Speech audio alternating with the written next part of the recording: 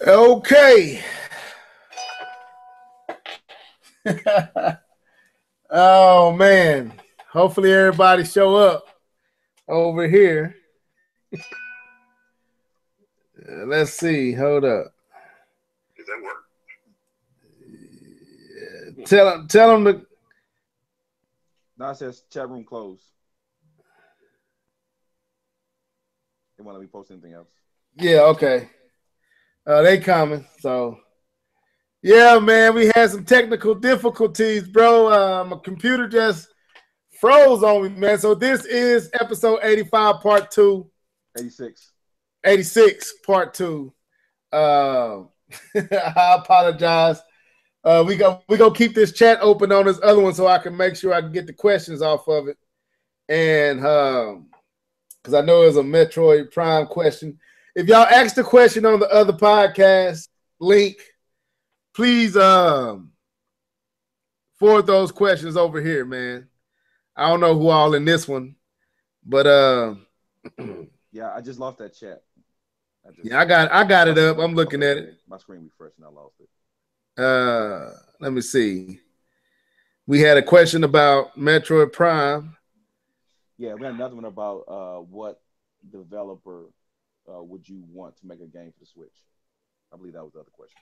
What developer? Yeah, what company would you want them? It's right after the Switch, the Metroid question. It was actually okay. Who would you want to come over and make a game for the Switch? Oh, okay. Well, hopefully they can. I hope all of them migrate over to here. But anyway, so what was we talking about? Oh, snap! You were talking about the UI. Yeah, so Switch, but you were talking about UI. Yeah, so me personally, I like PlayStation 4's UI. You know, I really do. I think it's clean. I think it's straight to the point. It kind of reminds me, it's kind of uniform, meaning you can go to other what I'll say devices like a Blu-ray player or other things. It's kind of mirrors that style of UI. So it's very simplistic and very common. And I think the Switch kind of mirrors up just a more simplistic PlayStation 4 type of UI. I like it. I think it's pretty cool and clean. So yeah, I guess I'll say I wasn't shocked by the UI. I guess that's the biggest thing. I wasn't shocked by it because if you actually played the Mario Run game, it's the same. It's the same kind of UI. Right. The same kind of UI. And so I was fine with it then. I'm fine with it now. So. Okay, I'm gonna open up this other feed, man. Hopefully, y'all on here can answer some of the questions y'all was asking. Yeah, he said it was a publisher, not developer. My bad, Zilla. Yeah, if you ask the question on the other one and let everybody know that was over there to come over here, man. My computer just dropped everything on my end. But anyway, so yeah, I like the UI. I think it's nice looking. I think it fits. The Switch is I think is way more modern, way more slick. Like the problem I had with the Wii U's UI was once you start putting a lot of stuff in there, and you would literally have to create folders because you would be basically going across the screen to different icons and apps and different things. You had to stroll through all that stuff to find which one you wanted. And if you didn't have it on that front one, you had to, you might have games 5 pages down. So you would literally have to put stuff in a folder so you can find it a lot faster. So I didn't think it was ugly. I thought the Wii U looked nice, but no, it wasn't simplistic though. It was kind of cluttered like the Xbox Ones, in my opinion. That's just me. So. Yeah, I agreed on that. All right. What else was we supposed to be talking about? What was the next thing? Oh, so I don't know how I'm getting feedback. I don't know who I'm getting feedback from though. I'm muted, so I don't. I'll mute myself just to make sure. Okay. Okay, yeah, that's you, K-Bun. So it's been a whole bunch of aggravated souls recently with the recent announcement that the Breath of the Wild, Zelda Breath of the Wild, will have DLC content, downloadable content for the game. Half of it is coming in the summertime, and the other half is coming around the fall time. So a lot of people are upset. Now, what you get with the DLC is, and what's coming in the summer is what they call a hard mode. Cave of Trials is a harder mode, and then you also get 3 treasure chests that open up in the Great Plateau. And then this fall, what you get is a whole new dungeon and a whole new storyline. Now, I see a lot of folks upset and mad. You know, a lot of Nintendo fans are mad, saying that why would you have something like another hard mode and not just give us all this now if it's ready to go? And others are mad because they don't like to have to buy DLC or downloadable content. Then you also have a lot of Nintendo fans who are happy and excited. And there's a whole bunch of frustration going across the board with people saying folks are being hypocrites, flip-floppers, saying one thing when Sony and Microsoft do it, you have this tune, and then now that Nintendo do it, you have this tune. So it's a whole bunch of hypocrisy going on in the community right now. So what I want to ask, and I'm gonna throw it at K-Bun first, then we go to Keith. Like, is it that serious, man? Is it that serious? That do we need to go here every time something that we wasn't expecting comes up? For starters, what year is this? What I just want to start. What year is this? This is 2017, right? We've been doing this DLC thing for how long? Okay, all right, cool. So I don't understand, and I wanted you to clarify. You clarify a little bit more for me about who are the people that's up in arms about this. I can see some Nintendo fans getting a little upset about this, especially if these are the same Nintendo fans that kind of laugh at PlayStation and Xbox for having paid DLC and, as they say, getting half a game and paying for the rest. I can see those guys who stayed true to their point of view getting upset at the Switch as Zelda having paid DLC. Cool. I can get that. But if you were one of the people that was slap happy and A-OK with it on the Sony side and Xbox side, I don't see how you can now be mad on the Nintendo side. I mean, this is an industry standard that's been going on for 10 years probably, this DLC. This is nothing new. Why are people acting like they just created something brand new? Now, this is something newer for Nintendo because they don't usually do this, and some of their big titles usually don't come, quote unquote, half-baked, as many people are saying is the point of DLCs, which I doubt Zelda is coming half-baked. They're giving you half a game with a DLC. They're giving you more. But this is the industry standard, just like paying for online. This is something that happens now. And so what I can really see this is I can see people who are used to Nintendo being a certain kind of way, getting kind of upset that Nintendo is kind of going along with the other two when it comes to these kind of things. But I think that's okay. It's all right. As long as if the paid DLC, you don't feel cheated by it, you don't feel like you didn't get your $20 worth. If you get your $20 worth, then who cares? Pay your money, get your DLC, or don't pay your money and shut up. I'm sorry. I'm done. Go ahead, man. Go ahead, Keith. We can end it right now by saying Mario Kart 8, but we're not gonna do that because I want to talk a little bit more. Hey, hold on, Keith. Right quick, K-Bun, your mic a little low, man. If you can get a little louder, that'll be good. But go ahead, Keith. All right, I got you. All right. So first, let me talk about my little history with DLC because I'm not upset about it. The only thing I would say that I'm upset about is the announcement when they announced it. Like, if they would announce this at E3 and like show like a trailer of the new storyline, I would have been like, oh shoot, you know. But announcing it right now, I'm kind of taken back by that.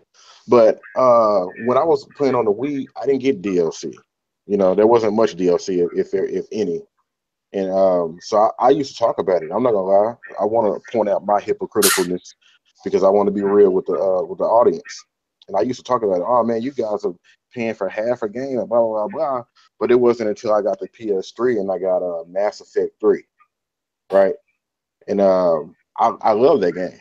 And they had DLC on it, and I was like, you know what? I know I said this. I'm gonna go ahead and buy it.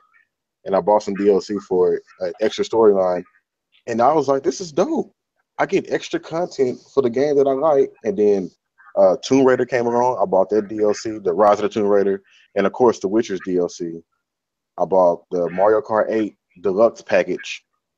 I bought some stuff for Smash Brothers. I bought some stuff for Pikmin 3. I don't know why Nintendo fans are upset about this. I'm getting feedback too, by the way. Okay. I don't know why Nintendo fans are upset about this at all. Like, number one, it's optional. You don't have to buy it. Nobody's saying, and they didn't. I don't believe Nintendo would do this. Rip stuff out of the game and then sell it back to you. I don't think Nintendo's that type of company. But again, it's optional. And then I'm hearing people are canceling their pre-orders because of the DLC announcement. I mean, the what is it called? Season Pass announcement. Yeah, like that's ridiculous.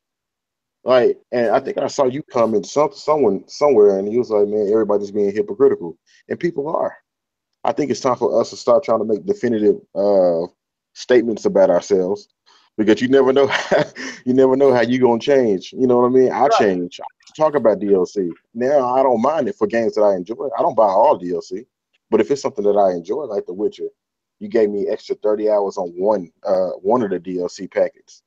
If Nintendo can give me an extra 20 to 30 hours with this DLC that's going to be in the fall, so be it. But I don't understand all the hate or the crying, the crocodile tears. I call it fake outrage. Like, I made the video. To me, I don't see nothing wrong with a person saying, you know what, they will wish. Let's say they say that they wish Nintendo, like you said, wouldn't have announced it now. Okay, and that's their only critique.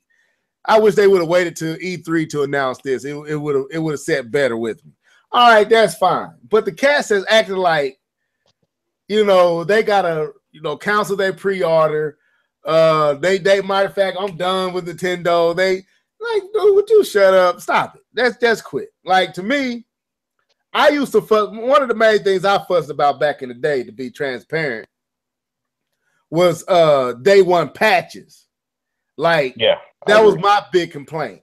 Like, if you ever go back to the Live and Levels back in the day with me and Mr. L Live, that was one of our biggest critiques of third parties' activities and practices, giving us broken games and having to download some patch to fix something that's broke that should have been brought to the store in mint condition, in the best condition it could possibly be in, instead of just, we have sent it out. We know it's broke. We know it's glitched. But we had sent out a day one or first week or a month later patch to fix what we already knew was broken. That was a big critique of mine. DLC, if I remember any critique that I ever had of it, was the fact that a lot of the games that had the DLC were lackluster in what they gave you for the original $60. Like, don't give me a game that's only 5 hours long for 60-something bucks. And have DLC already on the content on the disc that's locked behind a paywall, meaning you're not creating this stuff later and bringing it to us. It's literally there the day I bought it. You just locked it behind a code that I can't unlock until I give you $20 more or $10 more or whatever. To me, that's foul. And if Nintendo doing that, it could be considered foul, but we already know, just based on what we've seen so far, what's coming, what you're able to play out the gate, like they're saying in the comment section, you're looking at 40 hours plus. We don't know how many, and that's just that's probably just the storyline part. It probably take you about 30 hours to beat just the storyline stuff. We're not even talking about the side quest and just basically exploring the Great Plateau and exploring everything else that Breath of the Wild has to offer. So I don't get what the fuss is. If it's what Keith said, maybe they should have waited to E3. I can feel that. But acting like this is a bridge too far and you got to cancel your pre-order, I want to. My requirement is, or what my desire would be for everyone who said they're going to cancel their pre-order to make a video showing us that you canceled it, put it on the screen, see my order, cancel it, so someone with some fortitude and some maturity can get an opportunity to buy it. That's what I say, because, I mean, we all, like you said, we got to start watching what we saying, man. We say this stuff when it's convenient, when it's going to make the company that we ain't in favor of look bad, or the third-party companies that didn't support our plastic look bad. We say all this stuff. Then when our favorite company do it, then we making leeway and we giving a pass and we trying to explain away. And yeah, I said that on the Shokio video. We all, everyone, him, myself, I've said this to many people. Some don't want to agree with me when I say they too have flip-flopped. We all have. So let's stop crying. This whole community is filled with flip-floppers, depending on the circumstances, supporters and critics are the very same practice. So after a while, it just gets nonsensical to me. So it's crocodile tears. It's nothing serious, real to me, in my opinion. Not the crocodile tears. Man, it's crocodile tears, K-Bomb. It's salty crocodile tears. Dry your eyes. It's gonna be all right. You know, my shoe. Anyway, what you think, K-Bomb? What you got a problem with it? No, I shared my thoughts already, man. Like I said, only legit people I can see can actually be mad is the same people who took the same stance against the big two when they made their decisions.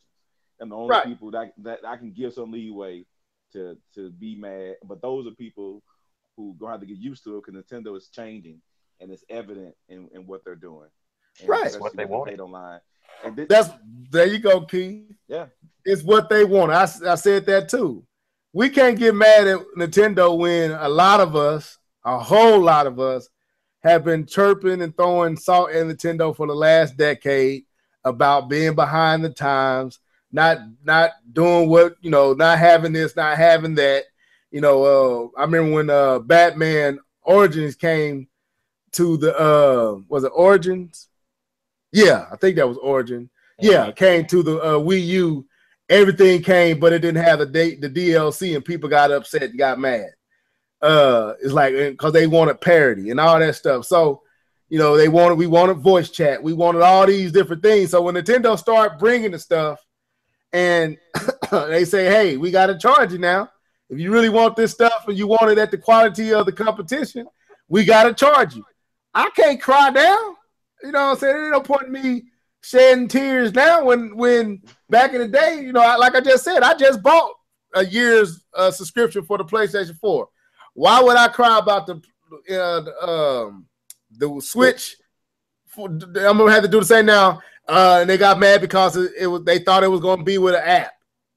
Like people just was going all over the place, man. It's like stop with this overdone, fraudulent, fake outrage, man.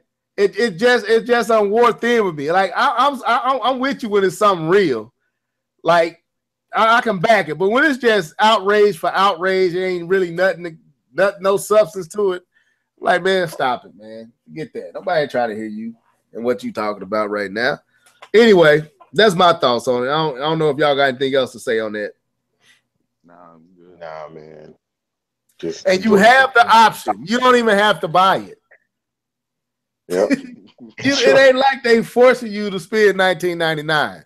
You don't have to buy it. Like some of the other stuff I got over there, if I really want the full experience, I got to go buy a whole nother season of characters. You got to buy a whole nother game. Right. Like Killer Instinct, if I really want to experience all what Killer Instinct has to offer, I gotta buy. You had to buy 3 season passes for that game. That's crazy. No, you had the initial characters, then you had what I bought. Now they got another set of characters that I don't have, and it's like literally I have an incomplete game sitting on my shelf over there. So Street Fighters, the same thing. Now they got all these new characters. I don't have. It's an incomplete game. I can see if Breath of the Wild was like that. And they talking about we're gonna have a season pass with DLC. Yeah, let's complain all day. But when you get in the game that's as complete as Zelda is right now, as full as that game already is, this is to me, even what they call the hard mode, the cave, what they call it, the cave of trials. Cave of trials. People mad at that. Why they just can't have that already ready? Well, look, the game already hard enough. Right, it's enough there to get your itch off right there. This is just luxury. If you want it, drop the 19 bones. If you don't, go home. You know what I'm saying? And hush, like K-Bone said, shut up. I will say this: it got to a point when Nintendo was taking so long with this game. I was like, Nintendo, just release it and release the rest of it later. I don't care. I'll buy it. So here they are releasing. Here they are doing DLC. But man, let's say this though, and they did this for and K-Bone know what I'm talking about. Witcher. The Witcher had a complete game, right? Bro. And then I think what is a red? Keith knows too. He didn't play the DLC more than I. Yeah. Is it Ready at Dawn? Is that who makes that game? No, that's Code Red. Project Red. Yeah, Project Red. Yeah. They came out with some DLC, a whole new story. A whole new 20, 30 hours. Like they won awards for the DLC. That's how good it is. Right. So it's actually like it's almost you can basically say it's the Majora's Mask to Ocarina of Time. So you got a full game in Ocarina of Time, and it's like they come back instead of just giving you a whole nother game and this that you got to buy. They give you DLC that has the storyline of Majora's Mask in it. That's kind of how I look at it. Like, we got 40 to 50 hours of storyline-driven gameplay, and then maybe another 40 hours of just explorative gameplay right there out the gate with Breath of the Wild. And then this coming fall, we have a whole new story that could possibly be 30 hours long. Man, please, I don't see nothing to complain about with that. That's my opinion. Even if you kind of being hypocritical and threw shade and salt at other people. Well, just own up to it. Yeah, I threw shade and salt, but hey, we changed. I'm getting this. So that's how I feel about it, man. Hey, be a hypocrite. Be a hypocrite for the Switch. Make the Switch and be a hypocrite. Let's go, man. So I know that sounded very, very fanboyish, didn't it, K-Bone? Yeah, but shut up, man. I ain't trying to. Anyway, let's go ahead and talk about this Microsoft stuff, man. So, and then we'll come back to y'all questions. Keep dropping them in the comment section. We're going to come back and hit those towards the end. We're going to be on maybe another 40 minutes. So, man, what y'all think about this switch, so to speak, with Microsoft? Here we go. Leaving Monday to go to Sunday. What do you think they're trying to do? I'm going to throw this to Keith, and then we come back to K-Bone. I didn't even know they even announced anything. I was meaning to look at it before we got on the podcast. So, what happened again? Well, Microsoft just announced that they are moving their press conference and the Scorpio reveal from a typical Monday. I think they normally do it on Monday around 11, 12 o'clock. AM, PM. They moving it to Sunday and doing everything on that Sunday before when E3 normally starts. So, we're talking about E3. Okay. Yeah, they took their press conference and they moved it to that Sunday. Like when Nintendo had that big event. I think they had the Smash Bros contest on the Sunday. They basically had E3 from Sunday all the way through Thursday. Well, Microsoft has moved their stage press conference to Sunday, and they're going to reveal the Switch, and I mean not the Switch, but the Scorpio and all that at that time.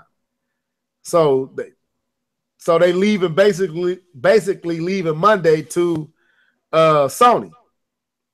So like, what do you think the strategy behind this move is? That's what I'm kind of getting at. Probably for the fans, if E3 is going to be open to the public, they're probably trying to leave it open to say, hey, we've already announced everything. Now the fans can go out to our floor on Monday morning, and enjoy it, I guess. I actually don't know what strategy this is, to be honest. It really don't even make sense. Actually, what you said is one of the strategies I think they're trying to do. They're trying to. But let me. You got a good point, Keith. I think you hit on something. You might not felt confident with what you said, but actually what you said is very I think very observant. Like, I think that's got a little bit of the strategy in it. With E3 being opened up to the public, it could play into their hands if they move to Sunday. But I want to see what K-Bun gonna say first, and then I'll say why I think they're doing it. Go ahead, K-Bun. For one thing, I don't. Turn your mic up. You still low a little bit. Man, I'm gonna have to talk real loud then, because I'm trying to figure out if I can get you louder. Hold up, I probably can get you louder. See if you can get me louder, because K-Bun. Yeah. You have to say it with your chest. I can say it with my chest. I'm about to scream into this mic if it ain't get louder.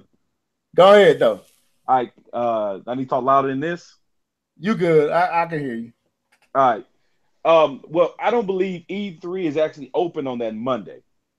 E3 opens on that Tuesday, so that first day is always that Monday is always just press conferences. So it's not actually, the doors won't even open that day to go in. So, but as far as what Microsoft is doing, I don't really know why they're moving to Sunday. It is good to have a day to yourself. You know, on that Monday is a very busy Monday, because that same Monday, EA usually does their thing, Ubisoft does their thing, Sony does their thing at night. There's a lot going on that Monday for E3. And if the Scorpio announcement is going to be as big as what they think, having a day to yourself and giving a day to digest and show videos and get people talking about your game, it's probably a pretty good decision, to be honest. Instead of cramming that day with everybody else and all the other noise that's going to happen, all the conversations going to happen with everybody else. So if that's the direction they're going, to kind of give themselves a day so that people are talking about them for that entire day, since one of the few press conferences happening, I think to me that's a good decision. Outside of that, I'm not really following the real reason to switch, or any benefit to switch from Monday to Sunday. I think you hit it pretty much on the nail too. I think what Microsoft needs is total, absolute, uninterrupted attention for a solid moment, right? They're releasing a new platform. They're already behind when it comes to the PlayStation 4. They're behind when it comes to the 4K movement, behind the Pro. The Pro, I don't think, has caught enough steam to really be as concerned, but at the same time, they have a lot to prove, and they don't need Sony undermining them later on that night. You know what I'm saying? Like, by moving to Sunday, they can reveal the Switch. I keep saying the Switch. They can reveal the Scorpio. They can literally do what they need to do and have all that rest of that day for folks to talk and wow and gawk over what has taken place. Now, I know you say that E3 is closed on Monday, but I'm pretty sure if Microsoft wanted to, they can open their floors on Monday and get a head start if they so chose to. So you can kind of undermine, especially with, I guess, the journalists, you can kind of undermine Sony, put more pressure on Sony by taking your press conference to Sunday having that whole day, and then opening up your show floor, showing off stuff while the Sony stuff is going on. You can be still doing stuff. It seems like it's a good strategy to me, because Sony always cuts into Microsoft's thing. Like Microsoft comes out, they do what they got to do. We talking about Microsoft until Sony shows up. Once Sony shows up, we unsaw EA, we unsaw Ubisoft, we unsaw a whole bunch of other companies do their thing. So not only is that kind of eating into Microsoft hype or whatever, then Sony comes in and have all that what they see Microsoft do, and then they just upstage it by changing something here or doing something there, and it just basically kills Microsoft thunder. But if Microsoft does it on Sunday, mind you, if Sony stays on Monday, then Microsoft has all Sunday to do whatever they need to do, and then they have us talking about them all the way through Monday. And you know, I think that's their strategy with it. Yeah. So I think it's smart, man. I think it's a smart thing. Cause you got you need, none of these platforms have actually seen E3 floors yet. So this is going to be a year we see 3 platforms that have never showed up at E3. The PlayStation Pro wasn't at last year's E3. The Switch wasn't at last year's E3. So this is all the first for this year at E3. So each company has a new platform they're going to be trying to prove its worth and value. So it's going to be some competition. So Microsoft needs to get out, because Switch already out, will be out next in the 2 weeks. They have enough momentum going into E3 to where Microsoft playing catch up to both the Pro and the Switch now with the Scorpio. So I don't know, man. It's a lot of pressure on them right now, because if the Switch is successful, then you know Sony gonna have a whole lot ready to go for the Pro, because they're gonna want that system to basically compete against the Scorpio. So you know they saving a lot of their large guns for the Pro for E3. So you got the Switch momentum going into E3. You got Sony probably had enough time for developers to be working on the Pro, so they already have figured out how to get the best out of the Pro. All that's going to show up at E3. And then you got Microsoft finally just showing the Scorpio. So that means developers might not have nothing ready. We don't know. You know what I'm saying? We don't even know if the system is actually done. We don't know if development kits are in these folks' hands. We don't know nothing. So it might be Microsoft and Microsoft only showing up on the Scorpio. I got a question about this, man. Go ahead. You just kind of made me think. With all these different SKUs, you know, this is the first time in the console generation that we've had mid-tier upgrades, pretty much from everybody. Right. So my question is, does that stretch developers thin? If you're trying to take advantage, if you're trying to make your game work on the Pro, on the regular PS4, then take advantage of what's on the Pro. And then if Microsoft has its own separate set of standards that it has for the Scorpio, and then Nintendo has theirs, you're kind of, you're not really, but you're really kind of developing for multiple than the regular 3 consoles. And I know we kind of had this conversation before that, you know, there's usually like you set it, you create it for the Pro, and then you can have it downgrade or whatever. But you know, this is kind of new territory for developers.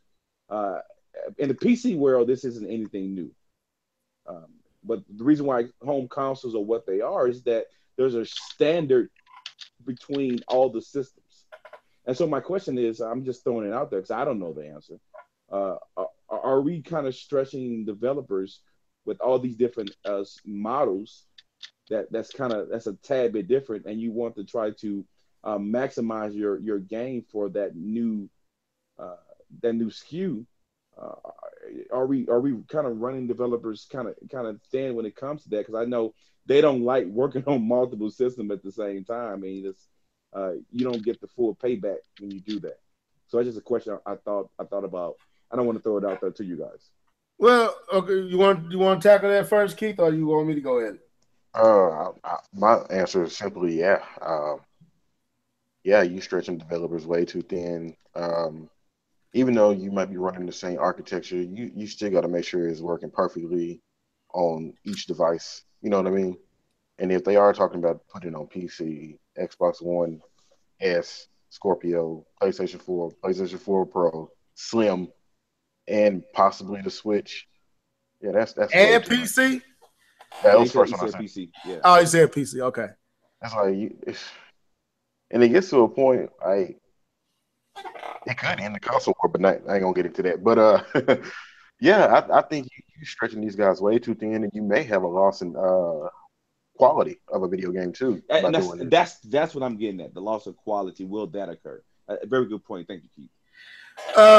Well, I guess I use this to lead into another topic that I didn't want to forget about.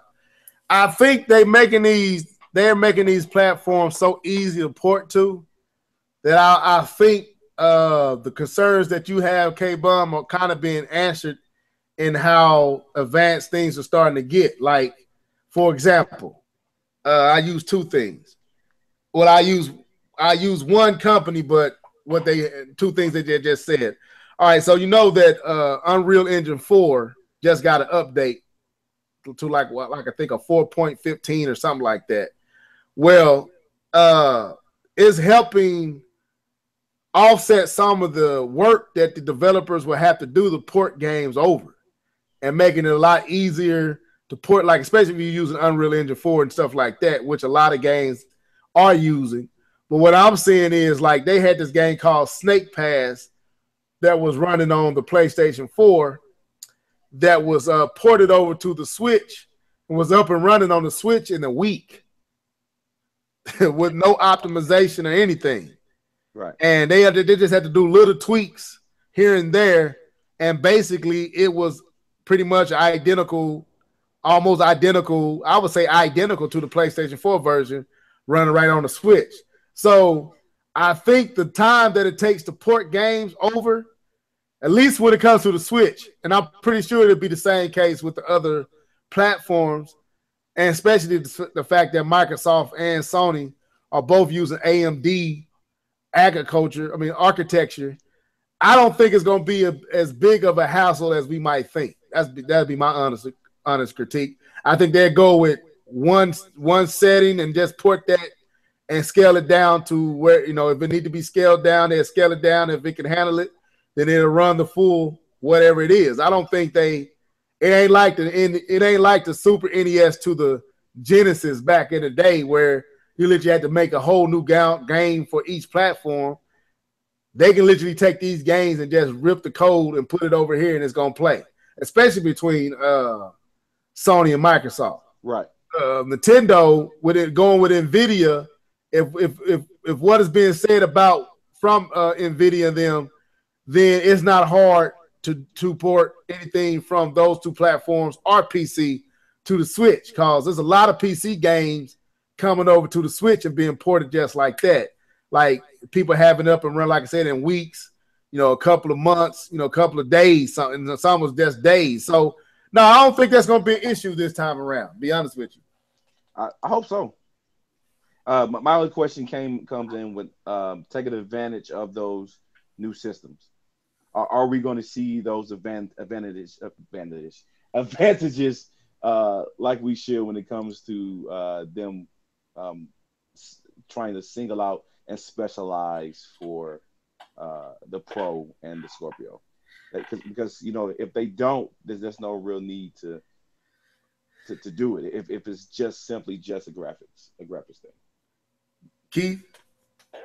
Say that one more time. I was reading, so say that one more time. No problem. No, I was just saying. I agree with Level and everything he said. I think he made very, very good points. I said my concern is the optimization when it comes to taking those advantages for those the Pro and the Scorpio. If they're not doing that, you kind of lose the point of having those. And so I guess my point was saying, as long as they can do that while still porting over, while still giving us those advantages that we get by paying more for those systems. Oh, I would say if the only example I can use for that is PC gaming. There's a lot of people that have better PCs than I have, and there's people that have PCs just not as great as mine. The only difference is performance. Some people can run it better, some people can't run it as good, and I would think that would be the same case with the Pro versus the what is the Slim and the regular.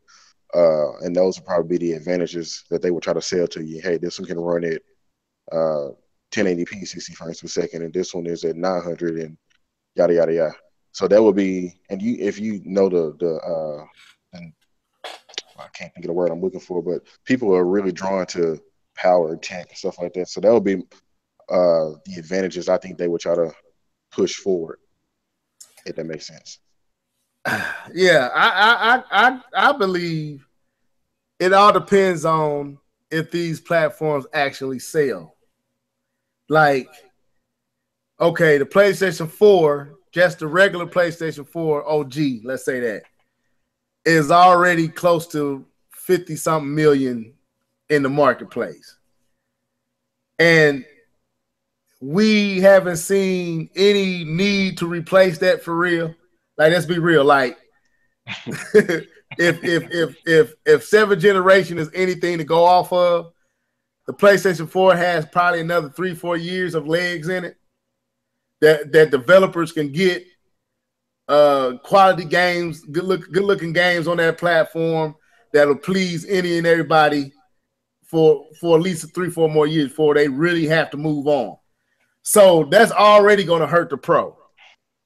Then if the Pro is not selling, to have to put more money into making the game shine on the Pro might not be lucrative. It might be better to just stick with the PlayStation 4 OG. And because like we was talking last week, it's going to cost more to get to that 4K. It's going to cost more to make that stable. It's going to take more resources to do it at that level, which none of these games are actually being developed in 4K. They're just being upscaled or checkerboard to 4K. So it depends on if the Pro is selling enough, if it's lucrative, if it's worth their time. That's for both the Scorpio and the PlayStation 4. And a lot of folks don't have 4K TVs, and once they make that investment, they probably ain't ready to throw another bones at a new console when a lot of these TVs already upscale the visuals up to 4K anyway. Like right now, my 4K TV upstairs upscales my PlayStation 4, my regular PlayStation 4 feed up to 4K. It looks noticeably different than what it looks like down here in my man cave on my 1080p TV. I can tell the difference. So people might not feel the need to. Matter of fact, I was talking to my cousin at Best Buy. He has a 4K TV, and he also has the PlayStation 4 Pro. And he was telling me he don't even see the point in having it because nothing on it looks much better than what he's playing, and actually nothing is really taking advantage of it right now. And I know they just had that boost, but that's just a testament to these developers not really taking advantage of it. If that's fair to say, I don't know. Yeah. What do you think, K-Bomb? You said yeah, Keith? No, Yeah, that's me. that was him. That boost mode is nice though. If I had one, that'll be something I would really be taking advantage of. Yeah, that's what I'm saying. But it still depend on if the developer is actually going to put the tools in there to kick in when you put it in the PlayStation Pro. I don't think so. I think the games that do have the patches, it can't take advantage of the boost mode. But the older games, I heard, takes advantage of it. Let's say you had a game that wasn't locked at 30 frames per second. It had a I can't think of the name right now. I'm messing up. But the boost mode would boost it as far as it could go. Instead of it running at 30, it'd be probably running at 45, and maybe even up to 50 sometimes in some cases. Oh, okay. That's cool. But it's only for those games that don't have those locked variables. And that's what the boost mode is for. I could be wrong. Somebody in the chat want to correct me, but I think I don't know. I didn't research it enough. I just know the only thing I know is a lot of the complaints has been that none of the games are actually taken advantage of, and I know that's what the purpose of the boost mode was, and that some of the games look even worse on the PlayStation 4 Pro than the actual PlayStation. And with so many PlayStation OGs already in the market, so many Xbox Ones and Xbox One S's in the market, do the developer really need to then change courses and focus on these two platforms when they're going to make their money either way it go? Right. Mhm. Right. You know what I'm saying? Like, why waste the resources? And I know if I put it on the regular PlayStation 4, it's still going to sell. You know, because people just bought these systems. Like, it ain't like the Xbox 360 and PlayStation 3 where we at the end, we done had these systems for a long time. We asking for new systems. No one has asked for these systems, for one. No one asked for a PlayStation 4 Pro. No one asked for an Xbox Scorpio. Nobody asked for those. All we asked for was more games for what we just bought. I just bought these platforms. I have no desire to go buy a Pro nor a Scorpio. And I got a 4K TV, and I'm saying no. I'm not going to. I'm about to switch, and that's going to be it for a while for me. So if it's let's say half the gamers are like me, that's going to hurt them two platforms, and it's going to. And to me, if developers are fair across the board, if they do it like they treat Nintendo, if it don't sell enough, they ain't gonna put nothing on it. They're not gonna do that. You don't think so? They did it to the Vita. That's the Vita. You see what they did to the PS3? PS3 wasn't. Did the PS3 sell? They did do that to the PS3. They were putting out crap. The ports was crap on the PS3. They wasn't even putting that mess up there. It wasn't playable like Bayonetta the original. Yeah, but that game wasn't even playable on the PlayStation 3. They just kept pushing though until it worked. No, it wasn't actually until Sony started to work in hand to hand with some of those developers, showing them how to use what was that thing called? The cell processor. When people actually said, "Oh, okay." Right. But the first 2 years of the PlayStation, the whole argument is there's no games. Right. I mean that was the whole argument for the first 2 years of the PlayStation 3. So they were not really pushing it. I mean, it took some work by Sony and some hand holding and some daps and some money exchanging, to get people to have it play nice with each other. And it was when they finally showed, when they proved the console itself, when they released Uncharted 2, that's when folks was like, wait a minute, how did they get that out of that? Yeah, right. Because that was when that game came out. I think it made a whole bunch of third party like, wait a minute. I know the 360 is easier to produce for, but we ain't making nothing like that. You know what I'm saying? So I that's what I kind of see. What just K-Bomb just said, Keith. I kind of see a similar situation with the PlayStation 3 with these two systems, man. Is it worth my time when I could easily just make, like, let's lose Horizon Zero Dawn. Okay. I've seen the 4K version, and yes, it does look better than the regular PlayStation 4 version. But is it enough to make you feel like you're missing something? Nah. K-Bomb? Nah. Well, right. It is gorgeous. I mean, it's beautiful. It is. It's definitely gorgeous. And I'm gonna be fair here. I'm gonna be fair. The same can be said about Breath of the Wild on the Wii U to the Switch. I'll be real enough to say it, but the difference between this and the PlayStation 4 and the Pro is the Wii is a dead system. The PlayStation 4 is very much alive. It's the Pro. The Pro got to prove itself, not the 4. The Wii U is dead. So why buy it on a dead system when you can buy it on the new thing and move on? Because that's where Nintendo is at. That, to me, if the Wii U wasn't dead, if they was releasing the Switch and the Wii U wasn't dead and it was thriving, I would get Breath of the Wild on the Wii U. I'm just being honest with you. Yeah, save some money. Save me some money. But I'm getting it on the Switch because the Wii U is dead. Ain't no point in me investing any more money in a system that's done with. I'm invest in my new system, and I'm gonna start with Breath of the Wild. I see it's some, but as far as visuals, yes, the Switch version looks better, but it ain't making me. It don't make me feel like the Wii U version is ugly. You know what I'm saying? And I kind of see the same thing going on with the PlayStation 4 Pro and the Scorpio. If it ain't making the version on the other platform look bad, people are going to say, I can play it on there. I don't need the Pro. Watch, I guarantee you. It's like you. I think to me, it's too many devices, especially for Sony and Microsoft. That's too many devices in the market at the same time, man. Right. This is new. We ain't never had nothing like this where one is literally more powerful than the other, but they're pushing them as co-equals.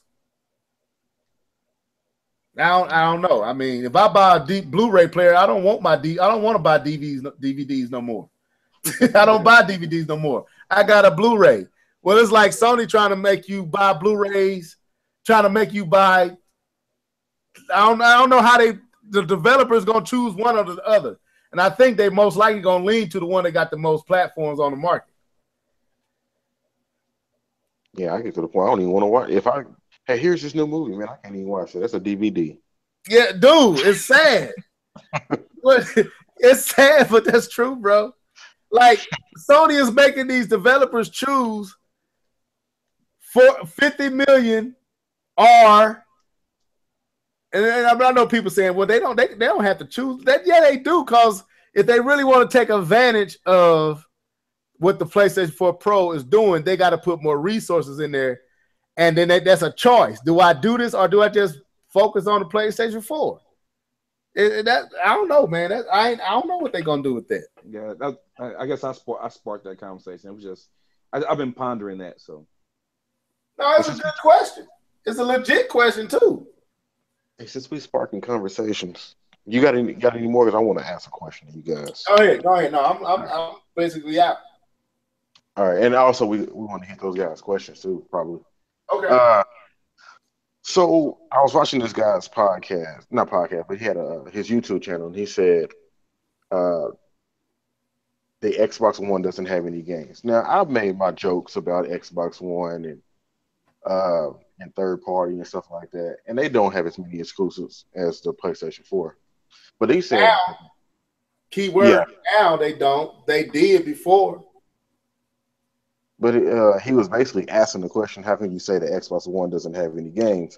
So I want to take his question. How can you say the Xbox One doesn't have any games if it has all of the same third-party games, right? But then you say the Nintendo Wii U and the Switch don't have any games, right? But you keep saying that the Switch needs third-party. I'm just saying a generalized view for people think, who is he talking about?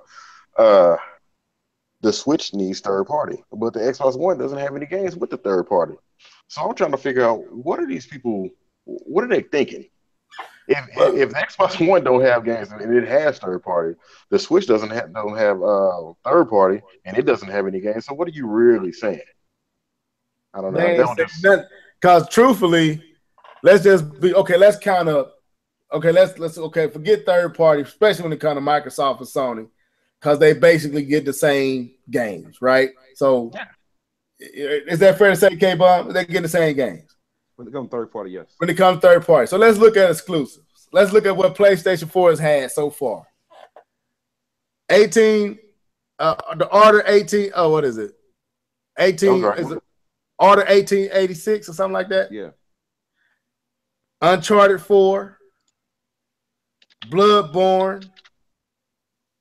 What else?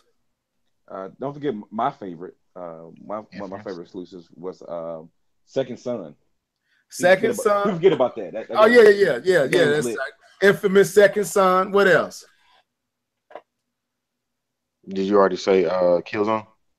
Killzone. So we going always. So 5 games so far. These are all exclusives. 5 so far. What else?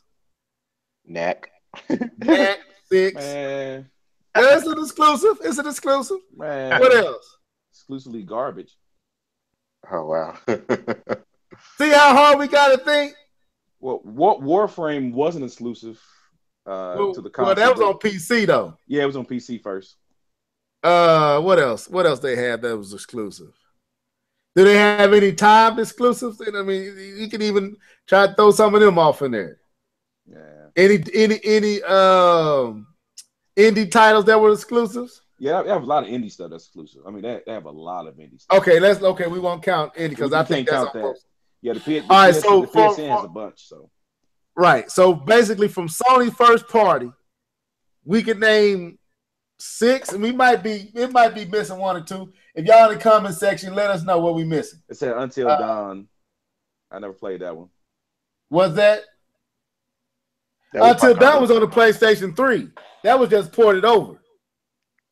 Right? Yeah. Until Dawn was just ported over. I'm not sure. Just like The Last of Us. That was already on. Ratchet and Clank. Yeah, good Ratchet and Clank is one. Huh? No, I was saying, oh boy. Yeah, Ratchet and Clank. Yakuza. Yeah, you're right on that. Yakuza. That just came out. Okay. Yakuza. So that's what? 1, 2, that's 8. What else? Are we talking about good ones or just in general? We just naming them because people keep making this argument. So let's Persona 5. Was that on the PS4 or was that PS3 ported? That's a remake. I think it's a remake. Yakuza, I think that's how you say it. So Persona 5. Yeah, Persona 5's on the PS3. That's what I thought. Oh, well, we can't count that. That's deducted. And I think Yakuza is an old game too. I think it's no. I believe Zero is a new one. Is a new one. So we still at 8. We still at 8. I'm waiting for Yakuza 4. We at 8. Okay, we'll leave. Okay, hold up. Who is this? Little Big Planet 3? Question. No, that was on the PlayStation 3. No, it was. It was on PlayStation 3. So okay, that's it. I mean, but I still call it a PS4 title because it wasn't like it was ported over. It came over together. Like okay, I'll let you slide. So that's 9. Okay, that's 9 titles. Now let's look at Microsoft. Forza. We just count all the Forza as one game. All the Forza. We won't go into the different Forza. Gears of War. Recall. Halo. Recall. What's that? Record. So okay, so that's Gears, Forza, Halo Wars, Record. Halo Wars 2 out yet? No, it's not out yet. What's that game? Sunset Overdrive. That's 5. Pause. Every game that you announced saying it's outside of Sunset and Halo. It's on PC. Are we still counting them? Yeah, we still count them. Right. Yeah, we count them. Now that's different on there because they allow you to play it on both, but it's still exclusive to Sony. Microsoft, you can't play it on Sony. So the time traveling game. What is that thing? Oh yeah, I got that over there. I got a big Quantum Break. So that's 7. Now I thought Dead Rising 4 was a time inclusive. No, I thought it was a time inclusive, wasn't it? Yeah, it's coming to PS4. What's that? It's coming for the PS4. Dead Rising 4 is. What Dead Rising 3 was it? No. I believe 4 is coming for PS4. 3 was on the. Well, we could do time exclusives. Yeah. Okay. Cool. It's time inclusive then. Dead Rising 4, Rise of the Tomb Raider. What else? Killer Instinct. What else? I'm already past 10. Well, but Sony still has a couple that was PSN, like the shooting game that was exclusive for it because it was on PC, but it was exclusive for their system. PlanetSide. Rise, Son of Rome. Yeah, I can't think of nothing else. All right, well, we can continue your point. Continue your point, sir. Oh, okay. My point is, going back to what Keith said, I had to go over there and look at all what I got over there. I forgot a few of them.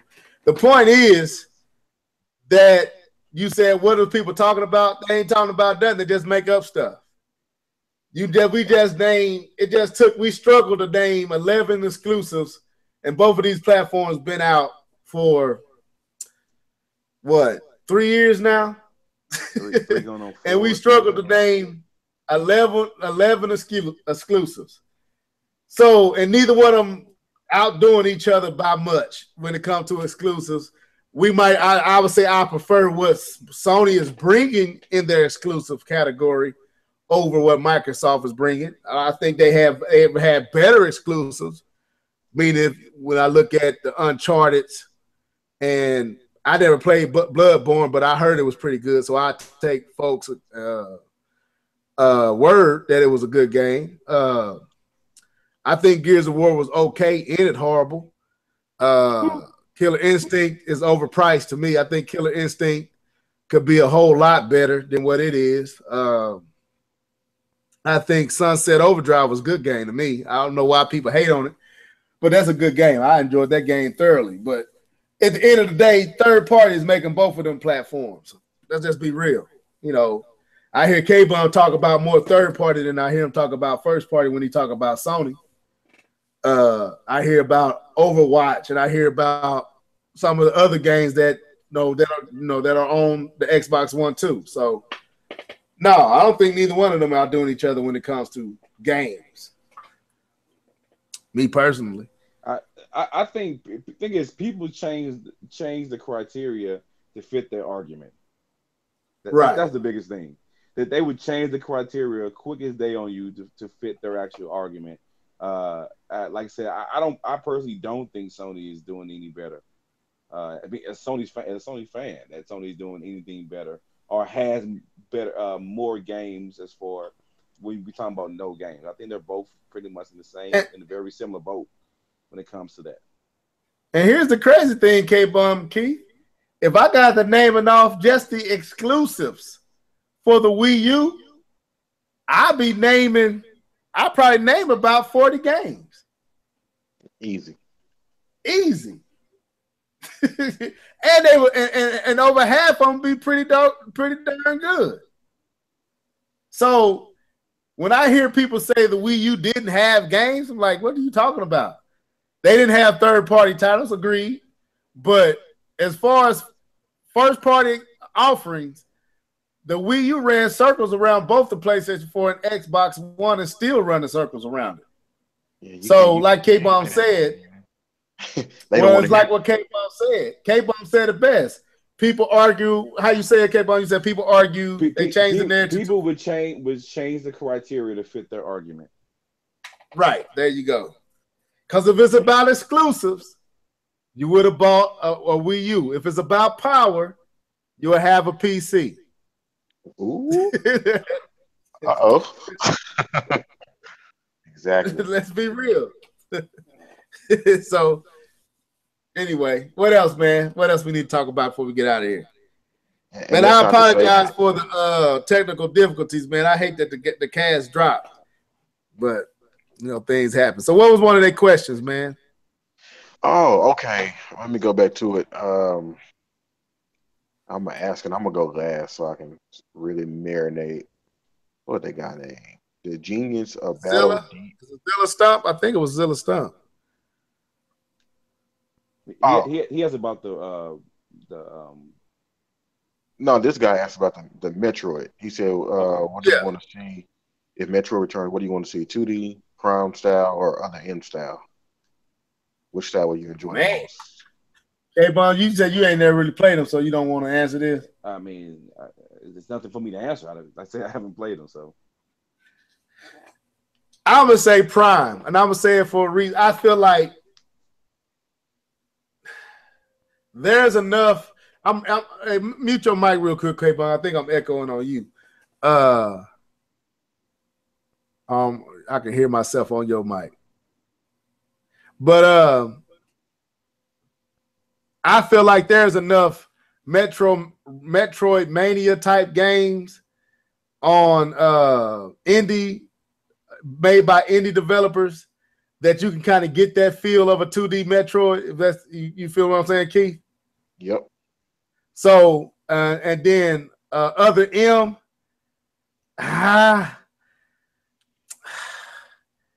I played Other M. I didn't like the controls of Other M. I think if they had done it right, there could be. I would say possibly, but I feel like they done Prime so right. I mean, I'm not even a first-person fan type of first-person perspective type of fan. I'm not a fan of that perspective, but I love Prime games. And to me, I feel like Prime is the way that they need to go. They need to make a Prime, Metroid Prime style, a Metroid game in the Prime universe or like Prime and take advantage of the capability of the Switch to its fullest. That's what I believe. Go ahead, you come back in, K-Bun. I would like to see a combination, kind of like what they did with Other M. Like, let's say you're in the ship. I want to see it in first person mode. And then when I know I'm doing too much. And then when you get on the ground, kind of changes to Other M. But then like when you get into like certain corridors, they kind of like pan the camera back a little bit and have it in the 2D Metroid and kind of like just have the best of all of it. And I love how they told it. I know people don't like this, but I love how they told the story in Other M. Maybe they can tighten it up, make it make more sense. I would like to see a combination of all the styles. And I love Prime. I would love it. I'm sorry, what's that? No, go ahead. Go finish what you're saying. I love Prime. I love the style. If they do it, I would love to see it in VR. If it doesn't even have to be that big of a game, but I would love to just be in her visor if you're gonna do it that way. But I would love to see a combination of all of it, and especially flying in her ship. I want to do that. Somebody said a 3D open world Metroid Prime would be my pick. Me, this is what I would say. I would say I use Resident Evil 4 as a template for what I mean. Like, to me, Resident Evil 4 gave you was able to see the protagonist or the protagonist, but it still kind of had like a first person perspective, even though you could actually see them. I like that over the shoulder view that they had, like when you would shoot the gun, aim, and all that. I would go for that. My only problem with Other M style is it goes into more like a hack and slash type of arena to me, almost like a Ninja Gaiden or something. And I don't think it would appeal to as many as a Prime would. Like, I think Prime, you go get you go get that first person shooter type fan. If they do it right, you go get the Metroid Prime fan.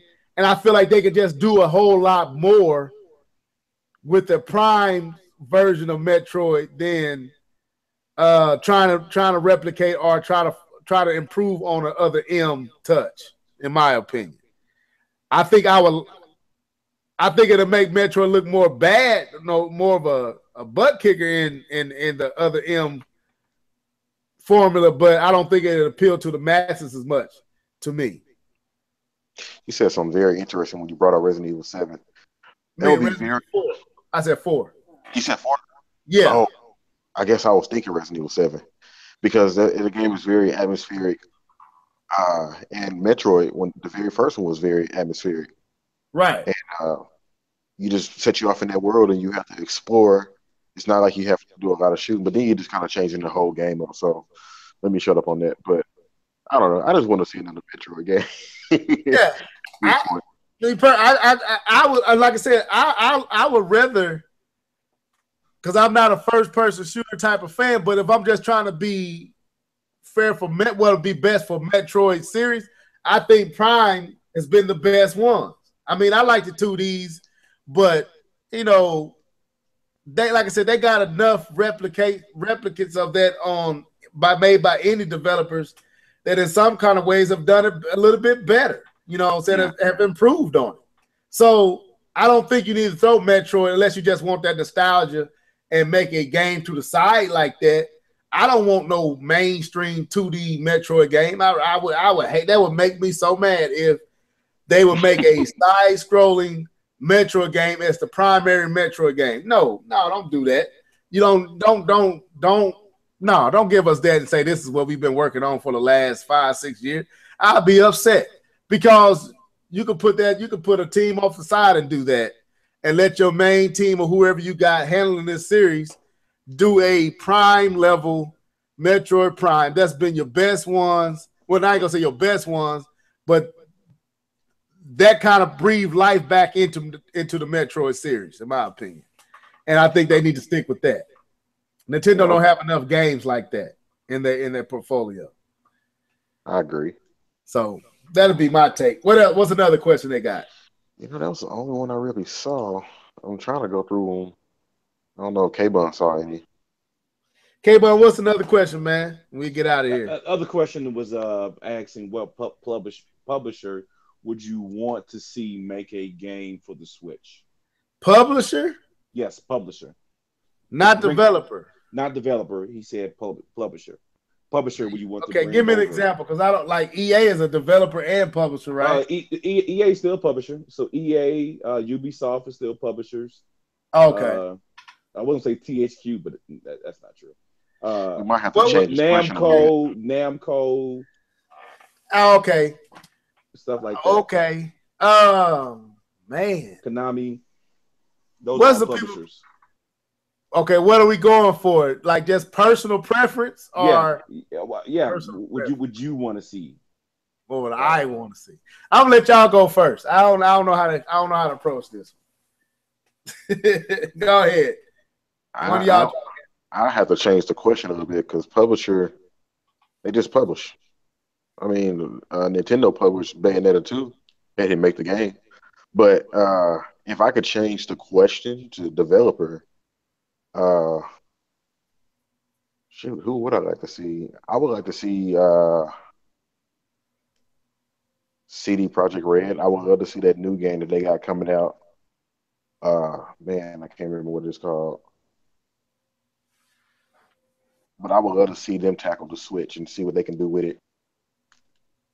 Okay. I don't know. Let me think of it. See, that's why I'm like, when it says publisher, I'm thinking I can't think for myself because a publisher don't do nothing for me because they're not making the games. But if I was thinking what's going to benefit Nintendo the most, I know who I would choose. But for me as a preference, like who I want to see, like you said, Keith, publishers only publish the game. They just put it out. They don't make it. So to say EA don't mean nothing. What group of developers under EA? Is it the team behind Red Dead? Not Red Dead, but Red Steel, or the team behind Rayman Legends? And like you got to go off into studios. But publishers, for what I think would do the most for Nintendo, be the people who make Grand Theft Auto. Rockstar. Yeah, I think something from Rockstar would be. Actually, I think that's published through 2K, right? Yeah. It's published through 2K Games. I think developer is Rockstar.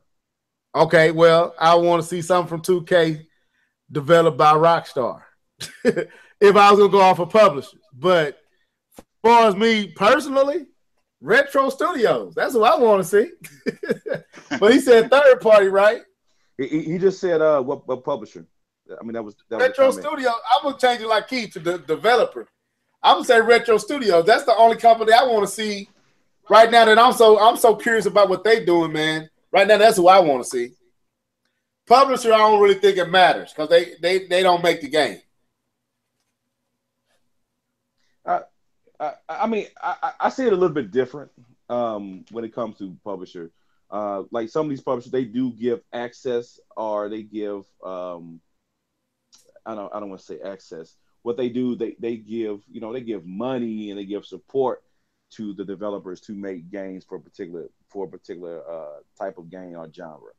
Just like the For Honor game is published through Ubisoft, right? And so Ubisoft they give money and time and resources to these to make sure that the game being published under their name fits what they kind of fits their vision and stuff like that. So I do give the publisher a little bit more credit than that, than just be the people that publish the game, because they do give resources, money.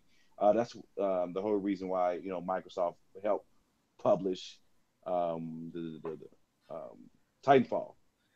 through EA. They published. Microsoft EA collab with that as that publisher.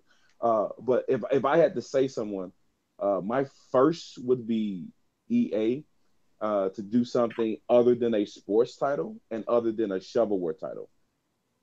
So move and other than a port. So I would love to see them do something legit.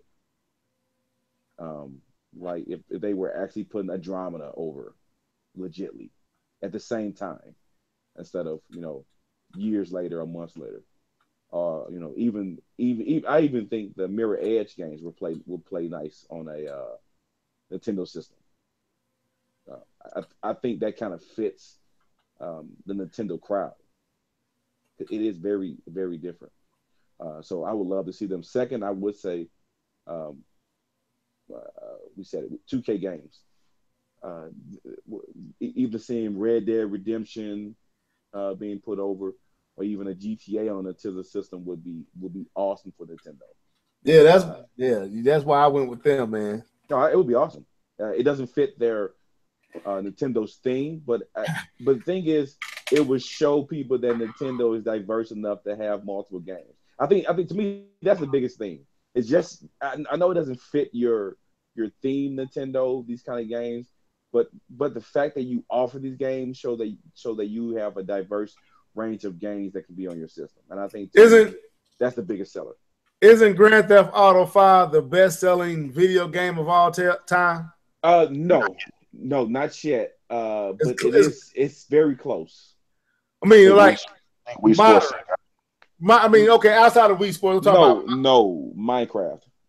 Minecraft? Okay, Minecraft yeah. is 100. Outside of those two, outside of those, but yes, you know what I meant. You know what I meant. Yes, outside of Minecraft and outside of Wii Sports. Yep.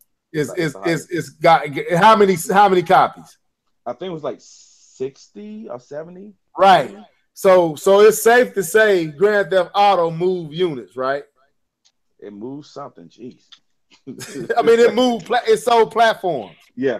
People were going out and buying PlayStation 3s and PlayStation 4s when even when PlayStation 4 got moved over, people were going to buy PlayStation 4s to play Grand Theft Auto 5 on it, right? Yep. So to me, I don't even think EA might be that company that can make third-party exodus away from your platform. But I think if a company like 2K decides to stay with you, they got just as much pull as EA has now. Like you said, K-Bum, I would want to see a Red Dead or a Grand Theft Auto before I would want to see anything from EA. Because I know with EA, you might sell. With Rockstar, you gon' sell. Like, it ain't nothing they put out that don't sell. Like, across the board, Xbox. Bully. Even the Bully back in the day sold pretty good. And it was on, Manhunt. Sorry, it was Manhunt that didn't sell. Sorry. Manhunt was on the Wii. Yeah. And I think it got derailed because of the violence or something that was like how I think it got derailed from the content and the theme that was behind this game kind of hurt it. But that's the anomaly from them. Most of what they have released from Grand Theft Auto Up has pretty much sold, and it is sold like wildfire on most everything. That like ain't L.A. Noire. Ain't that one of their games? Yeah, I don't know how well it did. I think it did pretty decent. And they bringing it back, supposedly. It's rumored they are? Cool. It's rumored that they supposed to be remaking that for all the platforms. Red Dead Redemption, people been they was bugging for that for a while now. It's coming. I'm pretty sure it's going to sell like crazy. Grand Theft Auto 5 still selling. So they might not have the same amount of games that EA have, but they games actually sell and actually stand the test of time. They got some evergreens over there. So they make good games, so to speak. That's what I'll say. They make good games.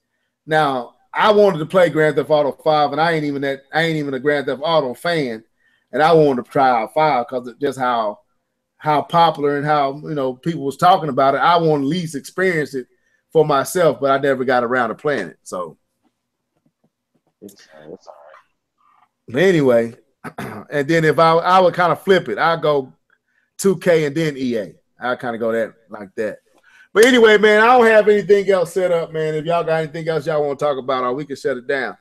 I do have one more question. I think everybody's going to enjoy this one. I think, Level, you kind of touched on it. I know everybody getting sleepy. I know I'm tired too. You brought up retro. What do you, and K-Bone, you too, what do you want to see from retro? What is that game? Yeah. I want to see an original IP. I want to see an original IP, and I would say in a first-person shooter genre. Okay. And I would say the reason I say that is what they did with Metroid Prime, and they was dealing with a Nintendo IP, so they probably couldn't go as far as they wanted to because they probably went outside of the realm of what Metroid was about. Mm-hmm. But if they didn't have no skeleton that they had to fit skin around, or they can create their own skeleton to fit skin around, meaning the ceiling, there's no ceiling to what they can do. Yeah. Or to their creativity. Man, I don't know what that's gonna be like. And that's what I want. I want an original, and I know it's crazy because I'm not even a first-person shooter fan, but original first-person shooter base game from retro for the Switch. They being quiet. Super quiet. Too quiet. You know what I want to see? I want to see, and fans gonna crucify me for this one, but I want to see something like a Tomb Raider or Uncharted. Something that has never even touched a Nintendo console. Something that goes there, man. Like a Horizon Zero Dawn like type game? Well, I mean, we kind of got that with Zelda, but I mean like something like just extremely story narrative, not Fire Emblem story narrative, but something kind of like that Uncharted type. Like Uncharted. Yeah. Yeah, that would be dope. That like would be retro. I actually want that more than what I said. I just know first-person shooters, you gotta have one. I'm not a fan. I just know you gotta have one, and I feel like Nintendo needs to have their own. Like that's Halo. Killzone ain't good, but they need their own. You know what I'm saying? Killzone that ain't bad. I mean, it's not that bad. Killzone is slow and clunky, man.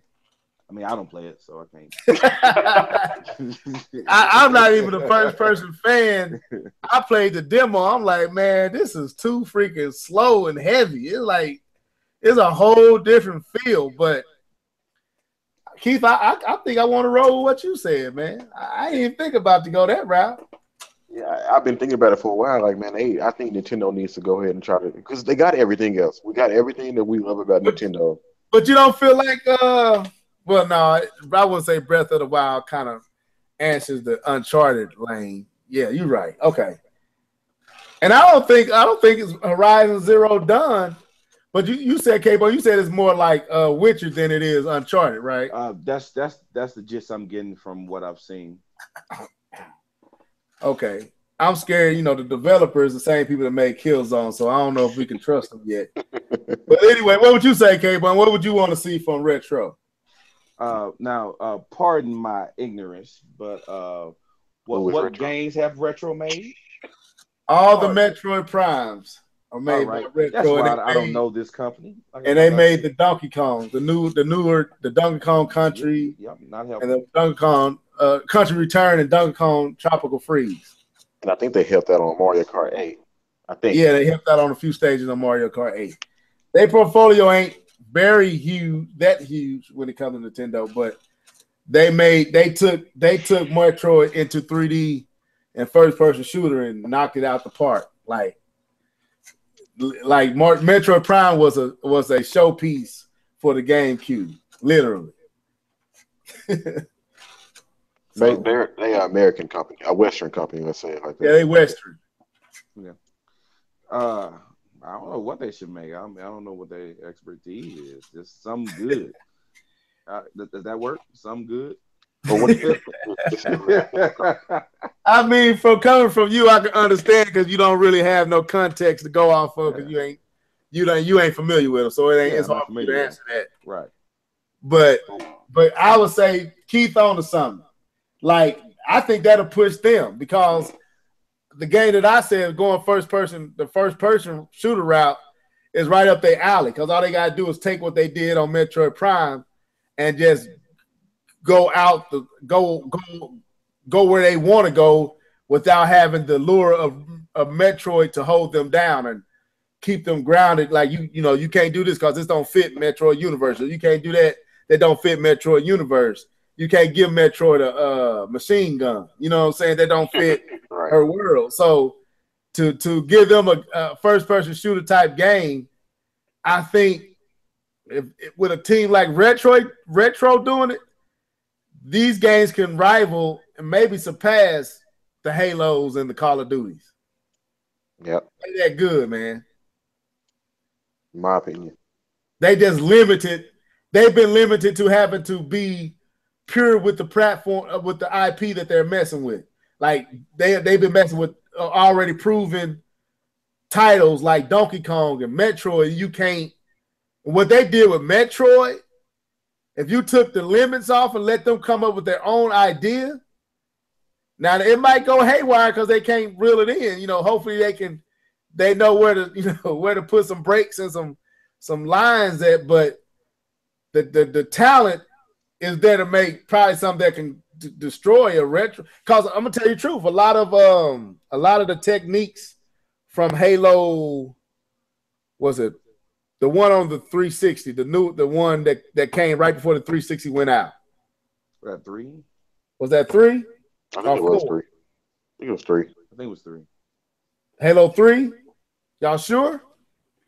You talking about? No. Yeah, I think it was 4. Then 4 came. It was 4. Yeah, 4 was the last one. That was the last one that came out before the Xbox One. Yeah. All right, 4.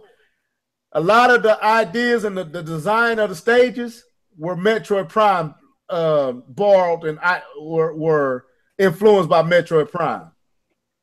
That's the words of the developers. That was by 314 or 343 or something like that, right? Yeah, the first one made by 343 was influenced by Metroid Prime style stage styles. Like if you go back and you look at Metroid Prime and you look at Halo 4, they borrowed a lot of their schemes and stage design, the way it looked and everything from Metroid. And the developers said they were huge fans of Metroid and borrowed a lot of their ideas from the Metroid Prime franchise. And I think one of the retro guys went over there, if I'm not mistaken. Like they even got a retro developer, one of the former developers of Metroid Prime, worked on Halo 4. So that gives you kind of an idea of the possibilities, man. Okay. I'm trying to see if I'm wrong because they're going to let me know if I'm wrong down in the comment section. I'm waiting to see. Let me see. Yeah. Well, I wasn't wrong. I thought I was right. So yeah, Halo 4 was heavily bought a lot of the ideas from the Metroid Prime style. So Halo 4 was touted as one of the best Halos in a long time. Is that the finish the fight one, right? Now I don't know. I know that's the one where Master Chief. That's the one with Master Chief and that the girl. I don't know what her name is. It's not Katana. It's, something like that. The computer or whatever. The computer AI. Yeah. I think it was Cortana, wasn't it? Yeah, Cortana. Yeah, it was. Yeah, he was trying to protect her and help her do something. But that was all, the whole style was based off of Metroid Prime. So I can only imagine what Retro Studios could do without being, you know what I'm saying, structured by fitting the structure of a Metroid universe, just having a free blank canvas to work with and do whatever they want to do from ground up. Like, to me, that'll change the game as far as giving Nintendo a title that can rival the competition. Because Retro got the goods to do that. Yep. But that's how I answer that, Keith. But I like your idea. If for personal, I would go with what you said though. Man, but that would be sales wise, I would go with what I said. I got one more question before we go. I know we're trying to get. I got one more question. Okay. This is part of again my ignorance of understanding the Nintendo IPs. But is there a realistic? So what I'm referring to is not a cartoonish figure, but is because even Zelda would fit in this cartoonish figure. But is there a realistic character in Nintendo's IPs? Like Drake to me, Drake would be considered realistic. You know, not a cartoon-ish. I would say the game that came out on GameCube, the scary game. What was that called? You talking about Eternal Darkness? Eternal Darkness would be what I would say. So now in the past, I mean, I'm talking like an icon, that person that would be, because I'm trying to think of their mascots, and everyone is very cartoony. I play Smash Brothers, bro, and find that answer now. No, like realistic, like realistic, yeah, like a realistic person. No, like the closest you get to realistic, far as their owned IPs would be, I would say, Zelda. Okay, but that's what I thought. I wanted. But Eternal Darkness, you wouldn't know those characters, but the game was realistic, and Nintendo owns that IP. And then you have, I think, Geist. Is that the name of that game? Yeah, I never played Geist, it. No, I never played it, but yeah, I see them. They're saying Zero, that Metro Prime Zero, in the comment section. But I still think she's kind of played as a. Yeah, Zero is another. Like, she a human. She a real person. Yeah, I know, but they still. Oh, okay. Yeah, that probably fixed. Yeah, well, you talking about? I thought you were talking about a character that's in a realistic, like, draw. Well, that's right. I'm not talking about like this person just has to be a human. I'm just, like going from the art style of the person. It's just. Yeah, that's what I thought you said. Like, you was basing on art style. Yeah, I'm talking. Yeah, yes. I would say the only one that they got is Eternal Darkness. I would think. Okay. That's the art style, and Zelda has done it a few times, but I would think that's it. As far as actually trying to go realistic on the art, or trying to do a more of a realistic type of graphics. Okay. What about Little Mac? Who? Little Mac. No, Little Mac is in the cartoon world. Yeah, it's still cartoonish. Yeah. He more cartoon than real world. Like Eternal Darkness was kind of had like a on the GameCube. It kind of had like a realness to it. And then Twilight Princess was in a more of a realistic setting than a cartoony setting. So I would say Zelda can do kind of both. But as far as other IPs, modern. No, they all been more cartoony. Okay. Yeah, like Mario and. This is what I thought. I just wanted to clarify. I didn't want to just assume. Well, I'm trying to. So you're not actually talking about the look of the game, are you? Yeah, you're talking about the look. Yeah, I am. Oh, okay. I am. Because I was going to say the game of the character. I was going to say Fire Emblem is probably the most realistic game they have. Isn't that a Japanese? A Japanese game. Oh well, no, Xenoblade, would that fit? Xeno would probably be the closest so far, because Xeno is it does look more realistic. Okay, so yeah, I think Xeno would be the closest When You don't think Fox looks like a fox? Yeah, well, Fox, yeah, that don't count though. But that was the realest looking Star Fox, which people slept on, was the one made by Retro Studios. And that wasn't no bad game, man. You talking about Rare? Yeah, no, I said Retro Studios, but yeah, the one made by Rare. That was a good game, and graphically, that was pushing some graphics. Yeah, it was. People slept on that game, man. Star Fox Adventures, I think it was a good game. I like Star Fox Adventures. Me too. That graphics was dope. Everything about that game was dope for its time. And that's what be killing me when people say Nintendo ain't never been about power. I guess you never played the GameCube because that's all it was about. The 64 the GameCube was powerful. Well, that's a new saying that's saying Nintendo. Yeah, but man, it be people on podcasts that's our age, K-Bum, who be saying Nintendo ain't never been about power. They changed the criteria to fit their argument. Man, I got into it back and forth with Gamer Tag Radio, Paris. He be mad at me, man, because he don't like to hear me come. He don't even like me coming because he be saying stupid stuff, man. Like, dude, you too old. You 40-something years old. You know Nintendo. You only talking about the Wii generations. The Wii era of Nintendo. Everything before that was power based. Yeah. So anyway, we got to get out of here, folks. I can't. I got to go up here and see my babies.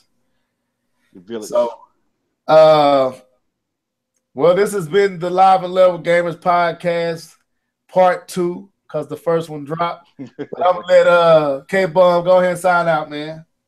All right, for sure. Hey, yeah, this is K-Bum 20, man. I had fun being with you guys again, man. I love the live comment section. You guys are lit up in there, man. They have their own little podcast in that comment section. No, man, but it's good being back, man. I'm gonna try to make sure I keep popping in. I got more stuff coming on with me and my church. You know what I'm saying? I'm still doing some things over there. So some Thursday I might not have a chance. I'm doing my business, but I'm trying to pop every chance I get, man, because y'all some good people, man. People in the podcast and the ones out there listening, man. I like y'all.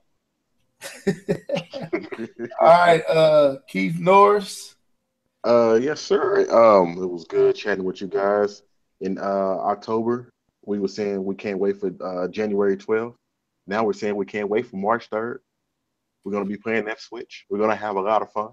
And like Level always say, keep your eyes open. Even though we enjoy our video games, but just keep your eyes open and keep your ears even wider. You know what I'm saying? So it was nice talking to you guys.